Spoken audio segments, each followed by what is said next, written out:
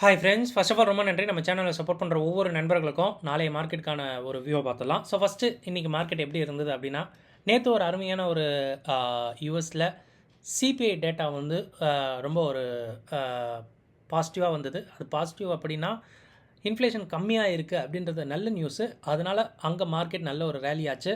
So அந்த ரேலினால் நமக்கு ஒரு கேப் அப் கிடச்சிது. பட் அந்த கேப் அப் வந்து பார்த்திங்கன்னா நல்லா ஒரு ஃபுல் ஃப்ளெஜ்டாக கிடச்சிதா அப்படின்னு கேட்டிங்கன்னா கிடையவே கிடையாது. ஸோ மார்க்கெட் எப்பப்போலாம் ஏறுதோ, ஸோ அகெயின் வந்து பார்த்திங்கன்னா மார்க்கெட்டை இறக்கி அப்படியே கன்சாலிடேஷன்லேயே முடிச்சிட்டாங்க. இன்றைக்கி ஒரு 9:30 மணிக்கே தெரிஞ்சு போச்சு மார்க்கெட்டை இந்த 23,300 கிட்ட தான் வச்சு முடிக்க போகிறானுங்கன்ட்டு. ஸோ அதனால் இருந்த போர்ஷன் ஒரு நிஃப்டி போர்ஷன் இருந்தது. அது வந்து ஒரு 350 350க்கு மேலே போனால் தான் ப்ராஃபிட்னு தெரியும். ஸோ அது வந்து வேஸ்ட் அப்படின்றதுனால காலையிலேயே கொடுத்துட்டேன். ஸோ ஏன்னா மார்க்கெட் அந்த மாதிரி தான் இருந்தது. ஓகேங்களா? ஸோ எங்கேயுமே மார்க்கெட் போகாமல் கன்சாலிடேட் பண்ணுற மாதிரி தான் இருந்தது. ஏன்னா அந்த 23,300ல் கால் ஆப்ஷன் ஒரு பாயிண்ட் ஆஃப் டைமில் கிட்டத்தட்ட 5.8 கோடி வந்து பார்த்திங்கன்னா ஓப்பன் இன்ட்ரெஸ்ட் இருந்தது. ஸோ அப்போயே தெரிஞ்சு போச்சு இது வந்து 11 மணிக்கெலாம் வந்துருச்சுன்னு நினைக்கிறேன் இந்த ஓப்பன் இன்ட்ரெஸ்ட்டு. ஸோ அப்படி இருக்கவே மார்க்கெட் வந்து எங்கும் பெருசாக போகிறது இல்லை அப்படின்றது வந்து ரொம்பவே அந்த உறுதிப்படுத்திக்கலாம். ஸோ ஐடி வந்து இன்றைக்கி ரொம்ப ட்ராகாக இருந்தது. டியூ டு இந்த இன்ஃபோசிஸ் ரிசல்ட்டை ஐடி சைடில் எதிர்பார்க்குறாங்க. ரிலையன்ஸுக்கு result, Axis bank result. So இந்த ஒரு லாஸ்ட் மினிட் ஜம்ப்பு கூட அந்த ரிசல்ட்டுக்காக மட்டும்தான். ஸோ கண்டிப்பாக மூணுமே ஒரு ப்ளூ சிப் கம்பெனி. இந்த மூணுமே வந்து ஒரு நல்ல ஒரு பர்சன்டேஜ் ஆஃப்டர் ரிசல்ட்டுக்கு அப்புறம் போஸ்ட் பண்ண அதாவது பர்ஃபார்ம் பண்ணக்கூடிய ஒரு ஸ்டாக் அப்படின்றதுனால மேபி இது ஏறி இருக்கும் அப்படின்னு நினைக்கிறேன். ஏன்னா அந்த டைம் வந்து யூஎஸ் ஃபியூச்சர் டவுனில் இருந்தது. பட் நம்ம மார்க்கெட் அந்த லாஸ்ட் ஒரு 3 நிமிஷமாக என்னமோ அவ்வளோதான், ரொம்ப கம்மியான ஒரு டைம் தான். மார்க்கெட் வந்து பார்த்திங்கன்னா ஒரு 40 பாயிண்ட் வந்து சர்ஜ் ஆச்சு. ஸோ அதுக்கான காரணங்கள் கண்டிப்பாக அந்த ப்ளூ சிப் கம்பெனியோட ரிசல்ட்ஸ் தான். ஏதாவது ஒரு கம்பெனி நல்லா பர்ஃபார்ம் பண்ணும்போது ஒரு 3 to 5% மேலே எதிர்பார்க்கலாம். அதாவது அந்த ஸ்டாக் சொல்கிறேன். ஸோ அதனால் மார்க்கெட் வந்து இந்த எதிர்பார்ப்புக்கு உள்ளே கேட்கலாம். ஸோ இது வரைக்கும் ஒரு 40 பாயிண்ட் எஸ்ஜிஎக்ஸ் நிஃப்டி பாசிட்டிவ்லேயே இருந்துக்கிட்டு இருக்குது. நல்ல சைனு. இந்த 40 அப்படின்னு சொல்லும்போது ஆல்மோஸ்ட் நாளைக்கு இந்த 40ன்றது ஆக்சுவலாக இந்த க்ளோசிங்லேருந்து 40ன்னு நினைக்கிறேன். ஸோ அப்படி இருந்தால் கூட வந்து 23,370க்கு மேலே இப்போ வரைக்கும் ஓப்பனிங் வைக்கலாம் அப்படின்றத நினச்சிட்ருக்கேன். ஸோ பிபி டைனமிக் ரேஞ்சுக்குள்ளே மார்க்கெட் முடிச்சிருக்கான். எனக்கு தெரிஞ்சு மார்க்கெட் என்ன தான் மேலே ஏறினாலும் கீழே வரதுக்கு தான் வாய்ப்பு அப்படின்ற மாதிரி எனக்குள்ளே தோணிக்கிட்டு இருக்குது. So I'm not sure. But corporate results நல்லா வந்து மார்க்கெட் பிச்சுக்கிட்டு போகும் அப்படின்னா கண்டிப்பாக அதை தடுக்கவே முடியாது.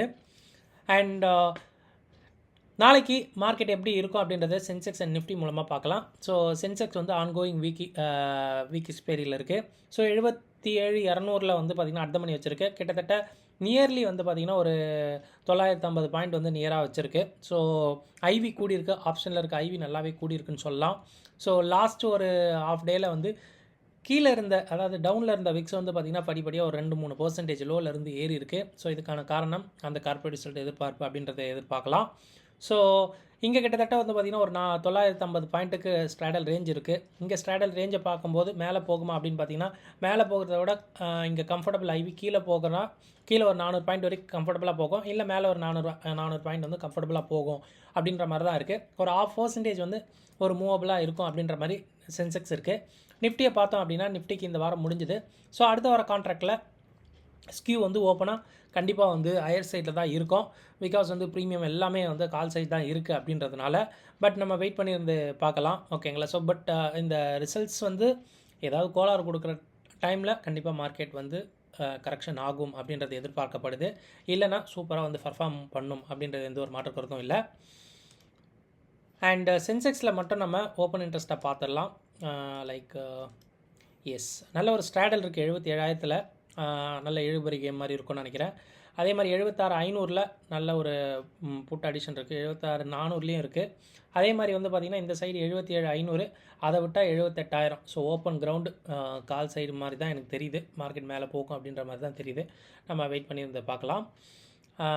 அண்டு இன்னொரு நண்பர் கேட்டிருந்தாங்க இந்த மாதிரி எக்கனாமிக் கேலண்டர் எங்கே பார்க்கலாம் அண்டு சிபிஐனா என்ன, இந்த மாதிரி விஷயங்கள்லாம் நிறைய கேட்டிருந்தாங்க. நான் முடிஞ்சால் நான் அதுக்கு ஒரு வீடியோ நான் போஸ்ட் பண்ணுறேன்.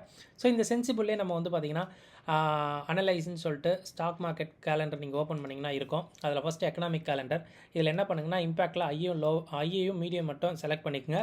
மோஸ்ட்லி இந்தியாவையும் யூஎஸ்ஏ மட்டும் செலக்ட் பண்ணிங்க. மோஸ்ட்லி இந்த கண்ட்ரி மட்டும் இருந்தால் போதும். ஸோ மோஸ்ட்லி இந்தியாவில் பெருசாக நியூஸ் இல்லை, அது முந்தானேற்று முடிஞ்சு போச்சு. ஸோ இன்றைக்கி வந்து பார்த்திங்கன்னா 16th 2 நியூஸ் இருக்குது. ஜாப் டேட்டாவும் இந்த மாதிரி ரீட்டைல் சேல்ஸ் டேட்டாவும் இருக்குது. இது ஒரு கண்டிப்பாக வந்து ஒரு உந்துதலை மார்க்கெட்டில் இன்றைக்கி உட்படுத்தும் அப்படின்றது எந்த ஒரு மாற்று கருத்தும் இல்லை. இங்கே பார்த்தீங்கன்னா இம்பேக்ட் ஐன்னு சொல்லும்போது இந்த மாதம் எண்டில் வந்து ஃபெட் ரேட் டெசிஷன் இருக்குது. கண்டிப்பாக வந்து அது ஒரு வால்டைலாக உட்படுத்தும். ஸோ இந்த மாதிரி ஒரு டேட்டாவை நீங்கள் டெய்லி வந்து பார்க்க கற்றுக்குங்க. அப்போ தான் மார்க்கெட் வந்து எந்த மாதிரி இருக்கும் அப்படின்னு சொல்லிட்டு ஒரு வியூ கிடைக்கும். And FIDA activity. ஸோ நேற்று எஃப்ஐஐ வந்து இண்டெக்ஸ் ஆப்ஷனில் ஒரு 65,000 கோடி வெளியே போயாச்சு. ஸோ அண்ட் எஃப்ஐஐ இண்டெக்ஸ் ஃபியூச்சரில் வந்து பார்த்திங்கன்னா ஒரு 186 கோடிக்கு ஒன்றுமே இல்லை, ரொம்ப ஃப்ளாட்டு. ஸோ மார்க்கெட் ஸ்லோவாக இருக்குது அப்படின்னா கண்டிப்பாக இது வந்து மிட் மந்த் அப்படின்றதுனால மட்டும்தான். ஸோ பெருசாக வந்து பார்த்திங்கன்னா க்ளூ வந்து நேற்றுமே வந்து கிடச்சிருக்காது. ஸோ மார்க்கெட் ஹையர் போக போக கண்டிப்பாக வந்து எஃப்ஐயும் செல் பண்ணிகிட்ருக்காங்க, டிஏயும் வாங்கிட்டு இருக்காங்க. இது ஒரு கதையாக போயிட்டுருக்கு. ஸோ போஸ்ட் பட்ஜெட்டுக்கு அப்புறம் தான் ஒரு கிளாரிட்டி கிடைக்கும்னு நினைக்கிறேன் மார்க்கெட் எந்த சைடு போகும்ன்ட்டு. அது வரைக்கும் இந்த மாதிரி இருக்கும், பார்க்கலாம். ஸோ 25 மேலே மார்க்கெட் கொஞ்சம் வந்து வால்டைலாக இருக்க கண்டிப்பாக வாய்ப்பு இருக்குது. எஸ் நண்பா, நம்ம போகிற வீடியோ கண்டிப்பாக உங்களுக்கு ரொம்ப ஹெல்ப்ஃபுல்லாக இருக்கும்னு நினைக்கிறேன். அப்படி ஹெல்ப்ஃபுல்லாக அந்த வீடியோ லைக் பண்ணிட்டு பாருங்கள். இப்போ தான் நம்ம சேனலை ஃபர்ஸ்ட் டைம் பார்க்குறீங்கன்னா நம்ம சேனலை சப்ஸ்கிரைப் பண்ணிக்கங்க. ஸோ ஃபஸ்ட்டு செக்லிஸ்ட்டை பார்த்துடலாம். ப்ளூ சிப் ரிசல்ட்ஸ் தான் கண்டிப்பாக ஒரு பெரிய ஒரு 3 கார்ப்பரேட்டுக்கு வந்து பார்த்திங்கன்னா இன்றைக்கி ரிசல்ட் வந்து ரிவீல் ஆகுது. ஸோ பார்க்கலாம். ஐ திங்க் வந்து ஆக்சிஸ்க்கு வந்து ரிலீஸ் ஆகிடுச்சின்னு நினைக்கிறேன். அது ஓகே அப்படின்ற மாதிரி தான் இருக்குது. பெருசாக எனக்கு எதுவும் தோணலை. பட் பார்க்கலாம் அங்கே ரிசல்ட் நாளைக்கு எப்படி பிஹேவ் பண்ணணும்னு தெரியல.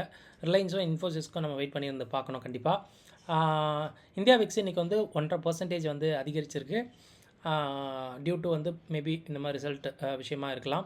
பட் இந்த 3 நாளாக நீங்கள் நோட் பண்ணியிருந்தீங்கன்னா தெரியும், மார்க்கெட் வந்து பார்த்திங்கன்னா கேப் அப் ஆகிட்டு அகைன் வந்து ஸ்லோ டவுன் ஆகிடுது. ஸோ சென்ஸ் வந்து குளோபல் மார்க்கெட் நல்லா இருந்துமே நம்ம மார்க்கெட் பிக்கப் ஆகலை அப்படின்னா கண்டிப்பாக வந்து மார்க்கெட் மேலே ஏறிச்சுன்னா எஃப்ஐ செல் பண்ணுவோம் அப்படின்ற ஒரு விஷயம் இருக்குது. அப்படின்றதுனால கண்டிப்பாக ரீட்டைல் ஆட்களும் ரொம்ப காஷியஸாக இருக்காங்க அப்படின்றது தான் தெரியுது. ஏதாவது ஒரு ஸ்பார்க்கு நெகட்டிவாக வந்தாலும் மார்க்கெட் வேகமாக கீழே போகலாம் அப்படின்றது தான் இந்த ஒரு சைன் சொல்லுது. ஸோ 2 டேஸோட ஹை அண்ட் லோஸை நான் இங்கே டெக்னிக்கல்ஸில் நான் கொடுத்துருக்கேன். ஸோ இனிஷியல் லெவல் இது பிரேக் அவுட் பண்ணால் தான் மார்க்கெட் வந்து அடுத்த ஒரு பிரேக் அவுட் போகும். கூடவே பிபி டைனமிக்கும் நம்ம வந்து யூஸ் பண்ணிக்கலாம் பிரேக் அவுட்க்கு. அண்ட் டேட்டா ஃபார் ஆப்ஷன் ட்ரேடர்ஸ்க்கு ஸோ நிஃப்டியோட ஃபியூச்சர்ஸை பார்த்துடலாம். ஸோ இன்றைக்கி Nifty, bank Nifty, mid cap Nifty எல்லாமே ஓப்பன் இன்ட்ரெஸ்ட்டில் ஏறி இருக்குது. ஆஸ் வெல் அஸ் மார்க்கெட்டும் ஏறி இருக்குது. அப்படின்றதுனால கண்டிப்பாக இதை லாங்காக நம்ம எடுத்துக்கலாம். ஸோ நிஃப்டின்னு சொல்லும்போது ஓரளவு ஓகே. பட் பேங்க் நிஃப்டியும் மிட் கேப் நிஃப்டியும் ரொம்ப கம்மி அப்படின்னு தான் சொல்லணும். பட் மிட் கேப் நிஃப்டி எனக்கு தெரிஞ்சு நல்லா இருக்க மாதிரி தான் தெரியுது. 23,00,000 72,000 ஓப்பன் இன்ட்ரெஸ்ட் வந்து ஏறி இருக்குது. மார்க்கெட்டும் வந்து 110 பாயிண்ட் மேலே ஏறி இருக்குது. அப்படின்றதுனால இது க்ரீனாக நம்ம எடுத்துக்கலாம், நல்லா இருக்கும்னு நினைக்கிறேன். அண்ட் ஃபியூச்சர் ரிசல்ட் ஸ்பாட்டில் பார்க்கும்போது கண்டிப்பாக எல்லா பாயிண்ட்ஸுமே நல்லா இம்ப்ரூவ் ஆகிருக்கு. ஸோ அதனால தான் சொன்னேன் மார்க்கெட் வந்து கொஞ்சம் லாங் போக பார்க்குது அப்படின்ற மாதிரி. பிசிஆரை பொறுத்த மட்டுக்கு எதுக்குமே பெரிய ஒரு க்ளூ இல்லை, ரொம்ப ஒரு பார்டராக தான் இருக்குது, ரொம்ப சைலண்ட்டாக இருக்குது. ஸோ ஃபியூச்சரில் விஷயங்கள் இருக்குது, பட் ஆப்ஷனில் பெரிய விஷயம் இல்லை அப்படின்றது தான் இங்கே வந்து தெரியுது. அண்ட் குளோபலாக விஷயங்களை பார்க்கும்போது யூஎஸ் ஃபியூச்சர்ஸ் இதுவரையும் வந்து ஃப்ளாட்டாக இருந்துக்கிட்டு இருக்குது. ஜாப் டேட்டாவும் சேல்ஸ் டேட்டாவும் நம்ம பார்த்த மாதிரி இன்றைக்கி வர இருக்குது. கண்டிப்பாக இது மார்க்கெட்டை ஒரு வழி பண்ணும் அப்படின்றது எந்த ஒரு மாற்ற கருத்தும் இல்லை. ஸோ ட்ரேடிங் ஐடியாவில் ஐவி ரேஞ்ச் வால்டைலாக இருக்குன்னு பார்த்துருக்கோம். அண்ட் ஸ்டாடல் பாயிண்ட்டு நிஃப்டியை பொறுத்த மட்டுக்கு 370, சென்செக்ஸுக்கு 950ன்னு சொல்லும்போது நீங்களே எடுத்துக்கங்க. ஒரு 0.5% அளவு ஒரு கேப்பை கூட ஈஸியாக மார்க்கெட் கொடுக்கலாம். ஒரு 100 plus market plus or minus வந்து மார்க்கெட் கேப்பை கொடுக்கலாம் அப்படின்றது வந்து. ஸோ இந்த மாதிரி மார்க்கெட் இருக்கும் பிகாஸ் ப்ரீமியம் இருக்குது அப்படின்றதுனால. இல்லைனா மார்க்கெட் சைலண்ட்டாக ஓப்பன் ஆகி கூட ட்ரெண்ட் ஆகவும் வாய்ப்பு. ஸோ எய்தர் ஏதாவது ஒன்று நடக்கும். சம்மரி பொறுத்த வரைக்கும் கார்பரேட் செல்ஃப் ஃபோக்கஸ்டாக இருக்குது. மார்க்கெட் கன்சாலிடேஷனில் இருக்குது, அது ஸ்லோவாக ஃபேஸாக இருக்குது அப்படின்றது நம்ம தெரிஞ்சுக்கணும். மார்க்கெட் வந்து க்ளோஸ் வித் அந்த 200 DMA. ஸோ டெக்னிக்கலாக பார்க்கும்போது இந்த 3 நாள் மார்க்கெட் ஏறி இருக்குன்னு பார்க்குறோம். பட் அந்த ப்ரைஸ் ஆக்ஷனை போய் பாருங்களேன், ஓப்பனில் ஐயில் ஓப்பன் ஆகிட்டு க்ளோசிங் வந்து லோவில் வச்சுருக்கு. ரெட்டாக தான் கேண்டில் இருக்கும், போய் பாருங்களேன். ஸோ அது வந்து நல்லதுக்கு இல்லை அப்படின்றது தான் அர்த்தம். ஸோ செக் பண்ணுங்கள். இவ்வளோ விஷயம் நம்ம பேசியிருக்கோம். இந்த விஷயங்கள் கண்டிப்பாக நாளை உங்கள் ட்ரேடிங் ரொம்ப ஹெல்ப்ஃபுல்லாக இருக்கும்னு நினைக்கிறேன். இந்த வீடியோ பார்த்ததுக்கு ரொம்ப நன்றி. தேங்க்யூ. ஜெய்ஹிந்த்.